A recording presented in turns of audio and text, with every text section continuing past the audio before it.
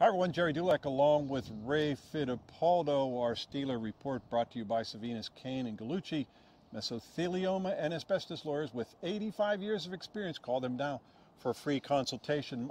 Ray, the Mike Tomlin news conference today, it just wrapped up a little while ago. It's the first weekly news conference of the season.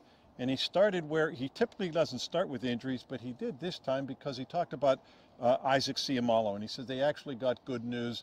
The report or the diagnosis not as bad as they feared originally. You know, they were fearful that he might be out for the season at the very least, maybe a TJ Watt type of injury where he's out for at least 7 games, but that isn't the case. He has a pectoral muscle strain. He said that, you know, he's going to list him week to week. Well, he's going to be out 3 to 4 weeks. We kind of know that, but at least that's the best case scenario for what they consider to be their top offensive lineman. Yes, Jerry, and by the Steelers not placing him on IR, you know, any move to IR means a mandatory 4-game absence. So they expect him to come back this month. We'll see. Probably not going to be next week against Denver, but it seems like maybe that home game against the Chargers, or certainly the final game of the month in Indianapolis, I think those are all in play. So Spencer Anderson starts at left guard for him. He would be the first guy up. Mason McCormick will kind of, quote, battle with Spencer Anderson, but at this point in time, I don't think it's much of a battle. They certainly have their fingers crossed that nothing happens to Spencer Anderson after all the injuries we've seen on the offensive line.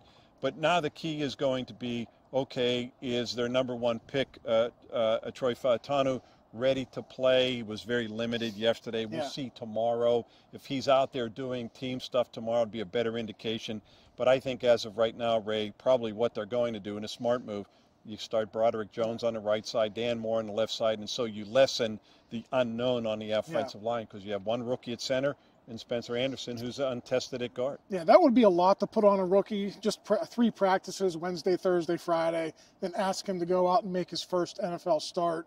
Broderick Jones, even though he's banged up too, he's been repping at right tackle ever since Fautanu has been injured. So, you know, he's used to that. He started 11 games at right tackle last season. So I think you're right. I think that's the way it's going to work out. Now, it's going to be interesting to see what happens next week when Fautanu is probably completely healthy. So we'll see how they work him back into the lineup. Yeah, but for week 1, I think it's going to be Broderick Jones on the right, Dan Moore on the left. Yeah, I'm really curious to see how this is going to play out because Dan Moore has done nothing to lose that left tackle job, but they've been very vocal about, at least Omar Khan has been, throughout the offseason, that their plan is Broderick Jones is going to be their left tackle. So they're not going to put Broderick Jones back on the bench after he started 11 games at right tackle, or you wouldn't think.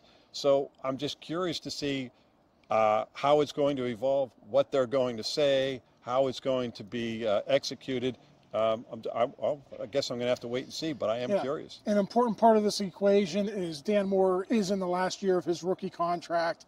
I would not expect him back next year unless there's just a run of injuries that would make them want to re-sign him. So whether it was the middle of the season last year where we saw Broderick Jones go in for Chuks Okorafor, maybe a little bit earlier just because Fautanu seems like he's ready now more so than Jones was last year. So a little bit of a dilemma, I think, for the coaching staff, but you know, Jerry, a guy like Fautanu, he's going to force his way onto the field, and I think it's probably going to be within a week or 2. Yeah, if Troy Fautanu doesn't get hurt, he's the starting right tackle in Atlanta. That would have happened 2 games ago, but he did great. And of course, he's missed the final 2 preseason games.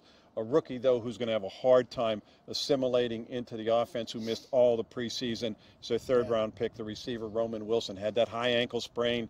We'll see. You know, Mike Tomlin listed him as one of those optimistic that he could be ready to come back.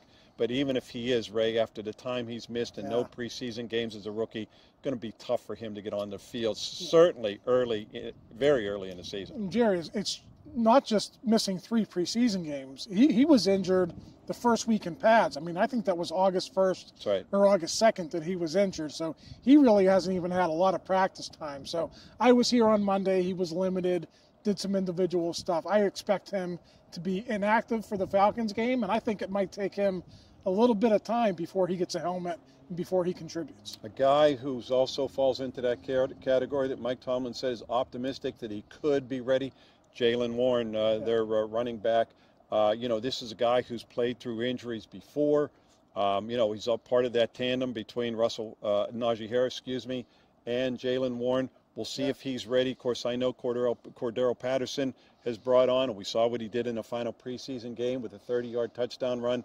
But I have to think, I've thought all along that Jaylen Warren, they just wanted to make sure he was ready for Atlanta. Yeah, we talked to Jaylen on Monday. He said he's going to take it slow this week. That's why he wasn't a full practice participant on Monday.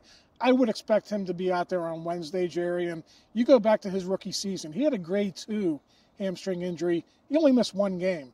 This is a grade 1, a slightly less serious injury. So, I think indications are he will be ready for Sunday. And I thought Mike Tomlin was effusive in his praise of that running backs room. He talked about Najee Harris, Warren, of course, and Cordarelle Patterson. He's really excited about that group. Yeah, he says that he likes the demeanor of his running back group. One of the other areas that he has become comfortable with, Ray said today, is their wide receiver group. And while there seems to be some angst on the outside that, what if something happens to George Pickens? They don't have much after that. And yeah, if that would be the case, certainly that would be cause for concern. But he said what he has seen from Van Jefferson and Scotty Miller in the preseason, a couple veterans who he said know how to be NFL players, has made him a whole lot more comfortable with that group heading into the regular season. Yeah, he says they know how to behave like NFL players. I don't know if that was a shot at Deontay Johnson or not, but Scotty Miller is a pro. We all know the type of season he had with Tom Brady back in 2020.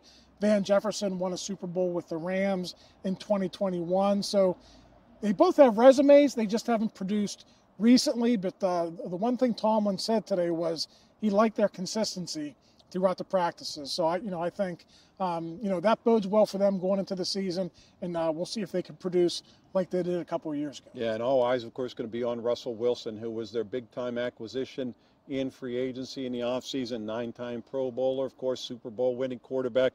They brought him in because they believe he's the guy who can help them get into the postseason, win a postseason game, and get back to at least where they believe they should be with this franchise. It starts Sunday, 1 p.m. in Atlanta. Ray and I will be at that game. We'll come with our Steeler report following that outcome, and then Ray will be back here Thursday, I believe, with Brian Batko for another Steeler report. You're watching Post-Gazette.com.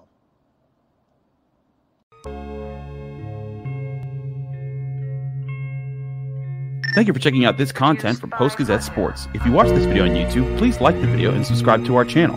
For all of the sports coverage the Post-Gazette has to offer, visit Post-Gazette.com.